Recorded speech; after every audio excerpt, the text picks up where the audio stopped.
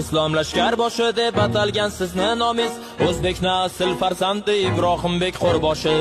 Xonlar ham jur'atsizlik qilib chekingan zamon, qonli janglar borardi Turkiston zaminida.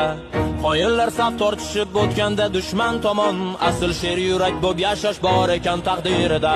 Qonlar daryo bo'lib oqdi, qishloqlar talon-taroj, mardlar vatan uchun deb janglarga kirgan zamon. Zaminimizga keldi va g'animlar kiydi toj, hattoki yosh bolalar qirg'in bo'ldi olamon. Bosmachi deb atashdi siz jon bergan shu ulus, siz esa shu diyorga baxshida etdingiz joningizni. Siz ketdingiz ortingizdan qatlomlar berdi-yuz, kelajakka o'rnak bildik vatanga sadoqatingizni.